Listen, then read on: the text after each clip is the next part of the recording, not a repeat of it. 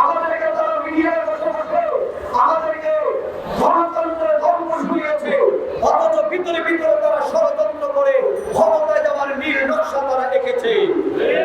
ওয়ালটন এখন দেশের সীমানা পেরিয়ে পৌঁছে গিয়েছে 50টিরও বেশি দেশে। ওয়ালটন, ঘরে ঘরে বিশ্বজুড়ে। আজ এই দেশের এই ক্রান্তিকারী এসে স্বাধীনতার 54 বছর এসে আমরা সেই ওই সকল দুর্নীতিবাজ নেতাদেরকে এবং ষড়যন্ত্র করে যারা গণতন্ত্রকে হরণ করতে চায় সেই সকল নেতাদেরকে আমরা আজকে তাদেরকে সাবধান করে দিতে চাই, এই নাটক আর বাংলাদেশে চলতে দেওয়া হবে না। যদি বাংলাদেশে আগামীতে নির্বাচন হয়, সেই নির্বাচন করতে হবে ষড়যন্ত্র মুক্ত নির্বাচন। সেই নির্বাচন করতে হবে ফেসি শক্তি মুক্ত নির্বাচন। সেই নির্বাচন যেন হয় এই দেশের জনগণের আশা এবং আকাঙ্ক্ষার নির্বাচন।